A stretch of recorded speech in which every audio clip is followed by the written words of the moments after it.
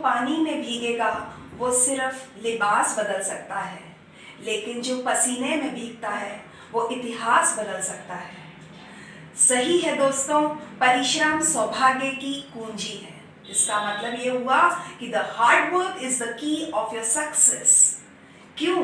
क्योंकि जिसके पास में हिम्मत नहीं है उसके पास में प्रगति नहीं है, और जिसके साथ में विरोधी नहीं है उसके पास में प्रतिष्ठा नहीं है।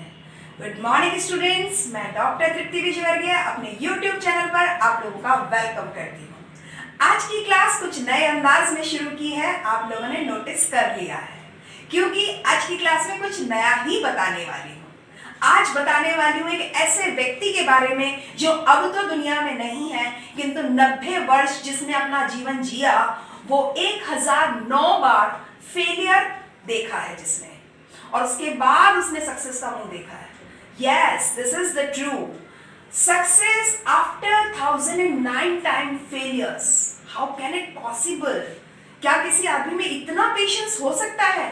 देखो स्टूडेंट्स, ये बात पेशेंस की कम और हार्ड वर्क की ज्यादा है, नेवर गिव अप जील की ज्यादा है। क्या होता है ये? कभी भी अपना उत्साह नहीं तोड़ने की जो उमंग है, कभी भी हार ना मानने की जो उत्साह है, यही आपको आगे बढ़ने में सहायता देता है। हम जो नॉर्मल ह्यूमन बीइंग है, 1, 2, 10, 20, 50, 100, बस इतनी फेलियर के बाद हार मान जाते हैं। कहा जाता है सीखो तो चींटी से सीखो, जो इतनी फेलियर के बाद में भी चढ़ना ऊपर नहीं छोड़ती है और अल्टीमेटली गॉट द डेस्टिनेशन और द सक्सेस। बस कुछ ऐसा ही इस व्यक्ति के साथ है। मैं बात कर रही हूँ कर्नल सैंडर्स की। कौन है ये?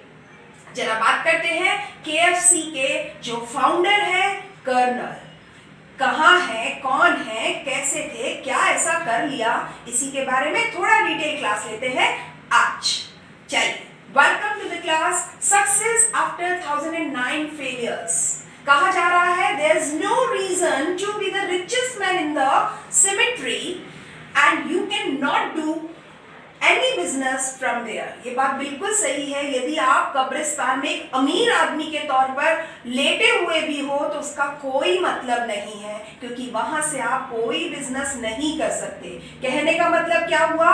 यदि आपको बिजनेस करना है, यदि आपको कुछ करना है, इतिहास रचना है, जो कुछ भी करना है, करना इस जिंदगी में ही है, तो आपको इस जिंदगी को द बेस्ट यूटिलाइज करना चाहिए, क्योंकि मरने के बाद तो इसका कोई औचित्य, कोई रिलेवेंसी नहीं रह जाएगी। जी हाँ, मैं बात कर रही हूँ KFC के फाउंडर की, एक एंटरप्रेन्योर की। आपको एक नई दिशा में बात बताने वाली हूँ। KFC तो आपने बहुत बार देखा, सुना और गए होंगे, वहां पे आपने चिकन भी खाया होगा, लेकिन क्या KFC की सक्सेस स्टोरी के बारे में आपको पता है? जरा बात करते हैं KFC की सक्सेस स्टोरी के बारे में। देखो, इसके फाउंडर जो थे, उन्होंने बहुत स्ट्रगल किया अपनी लाइफ में, और वो स्ट्रगल 1-2 बार का नहीं है, बहुत लंबा स्ट्रगल है, बहुत बड़ा स्ट्रगल है। क्यों ये कहा जा सकता है उस व्यक्ति के लिए? अगर कुछ मैं एडजेक्टिव बोलूं, he was passionate, he was hopeful, उत्साही भी थे वो, आशावादी भी थे वो, पॉजिटिव एटीट्यूड वाले भी थे वो, आशावादी दृष्टिकोण रखने वाले भी थे, बहुत मेहनती हार्ड वर्कर भी थे वो, और नेवर गिव अप जील भी था उसमें। बहुत ज्यादा अपने आप को लगा के रखना, काम के पीछे, लक्ष्य के पीछे लगा के रखना, ये आसान नहीं होता। हर एक के बस की बात तो बिल्कुल भी नहीं होती। तो ऐसा क्या था, जरा आज की सक्सेस स्टोरी में सुनते हैं। KFC कहते हैं 5 साल की उम्र में जिसके पिता की डेथ हो जाए, 18 साल की उम्र में उसे स्कूल से निकाल दिया जाए, 17 साल की उम्र में उसने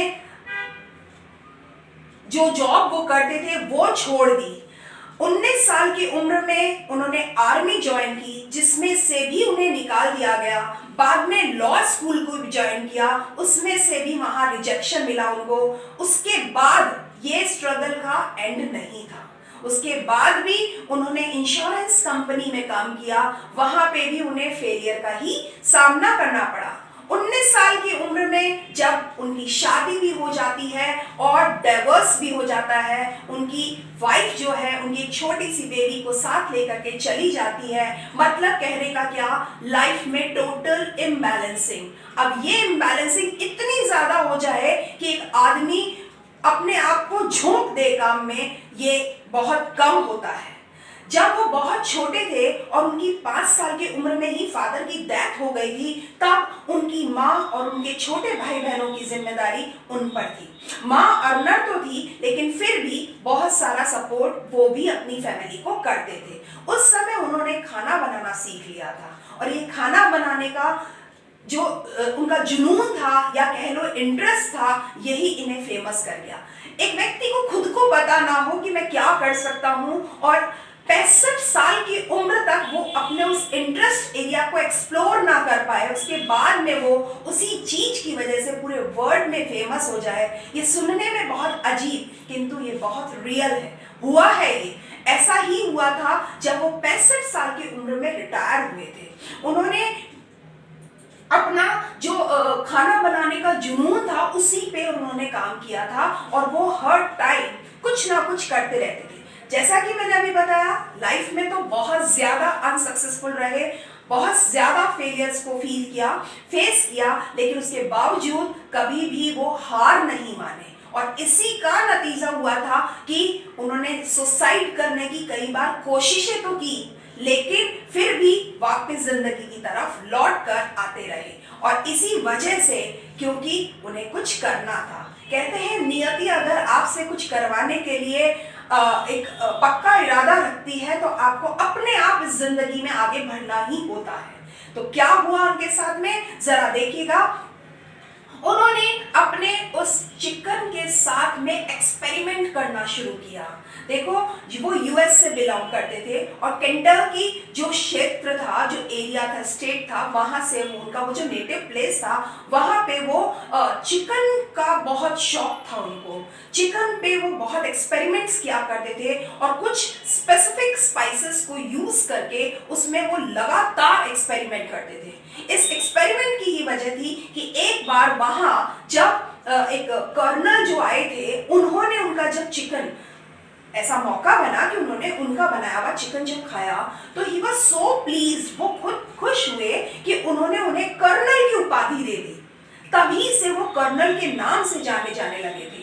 ये जो कर्नल नाम है, ये वहां के कर्नल ने ही उन्हें दिया था, और इसी वजह से उन्होंने इसी काम को आगे करते गए।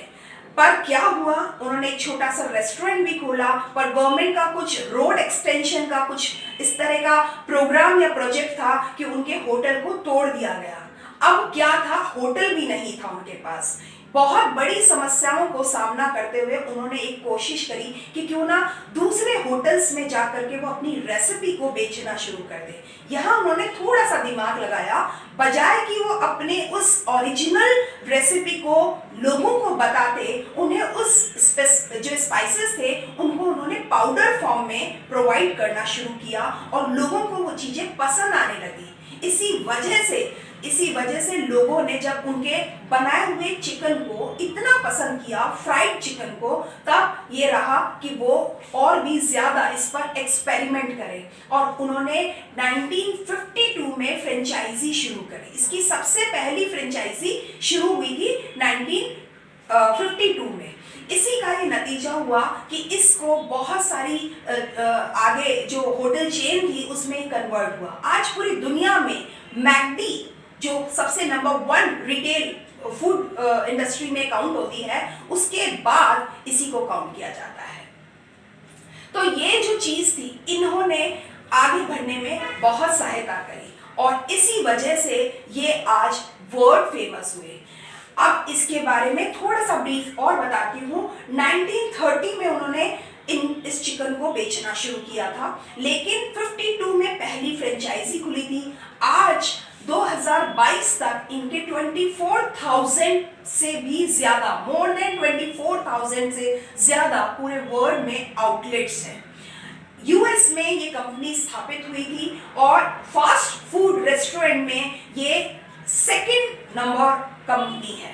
राइट। इसके अलावा अगर बात करेंगे KFC का जो लोगो है वो है इट्स फिंगर लिकिंग गुड। ये इसका मतलब होता है कि जैसे उंगलियां तक चूस लें। कई बार इतनी डिलीशियस होती है चीजें कि हम हमारी उंगलियां तक भी चूस लेते हैं। तो ये कुछ वैसा ही था कि इतना टेम्पटिंग चिकन हुआ करता था कि लोगों को इतना पसंद था कि लोग अपनी उंगलियां तक भी चाट जाया करते थे। तो यही चीज इसकी लोगो बन गई थी। यंग कंपनी की ये एक सब्सिडरी कंपनी है। यंग कंपनी दुनिया की बहुत ही वेल नोन कंपनी है फूड इंडस्ट्री में।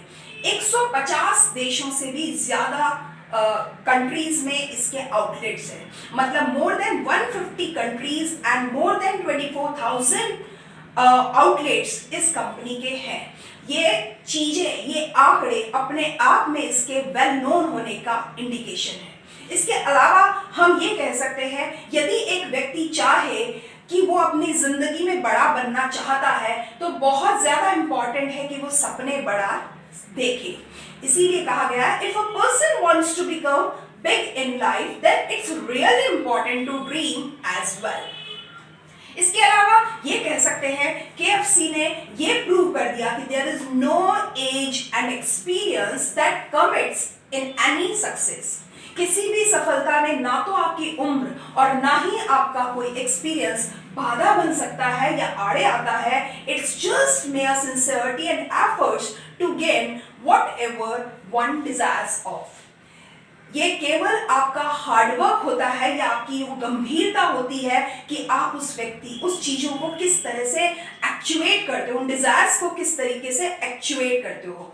यही चीजें एक्चुअल सफलता दिलाने में सहायता देती हैं। 1890 में KFC में जो फाउंडर थे कर्नल इनका सैंडर्स, इनका जन्म हुआ था और 90 साल में न्यूमोनिया हो गया था। उनको बीमारी हो गई थी, पीलिया की न्यूमोनिया हुआ था।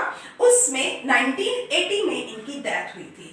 खास बात ये थी जब दूसरी कंपनीज ने ये कंपनी को खरीदा था फ्रेंचाइजीज पर, बाद में इन्होंने अपनी चीजों को बेचा था, तो ये चीज का एक डील तय हुआ था कि कभी भी इसके जो लोगो है, ब्रांड है, इनका फोटो रहेगा, हमेशा रहेगा और इसके जो स्पाइसेस हैं उसके साथ कभी भी समझौता नहीं होगा, यानी इसका टेस्ट जो है वो मेंटेन किया जाएगा। ये सारी चीजें जब हुई तो इस चीज से पूरे वर्ल्ड में शानदार, कहना चाहिए धूम मच गई थी इस कंपनी की। और इंडिया के कॉन्टेक्स्ट में अगर हम बात करेंगे तो 1995 में 1995 में पहला आउटलेट बेंगलोर में खुला था KFC का। आज पूरी दुनिया में, पूरे इंडिया में KFC के बहुत सारे आउटलेट्स हैं एंड इसको किसी पहचान की जरूरत नहीं है। यही कारण है कि KFC का हम ये कह सकते हैं जब इन्होंने अपने चिकन की रेसिपी को होटल में जा करके उसकी बेचने की कोशिशें की थी तो 1009 बार लोगों ने उसे रिजेक्शन दिया था, ना कहा था। और तब कहीं जाकर के एक व्यक्ति ने जब हाँ कहा था, वो चीज उनकी किस्मत पलट दी, बिल्कुल नया रास्ता ले आई। और इसी वजह से ये कह सकते हैं कि KFC का भाग्य ही बदल गया। KFC का फुल फॉर्म होता है केंटकी फ्राइड चिकन। हम लोग इसे KFC के नाम से ज्यादा जानते हैं और इस पर जो लोगो है उसमें मार्क है जो वो इसी के ओनर का है, कर्नल सैंडर्स का। आज की क्लास में मैंने कोशिश करी है आपको एक ऐसी अनयूजुअल सक्सेस स्टोरी बताने की जो कि एक एंटरप्रेन्योर की है। उम्मीद करती हूँ आपको ये मेरी स्टोरी, आपका मेरा स्टाइल समझ में भी आया होगा, पसंद भी आया होगा।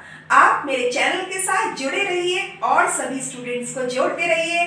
Thank you and keep watching my videos regularly. आज की क्लास के लिए इतना है। Thank you.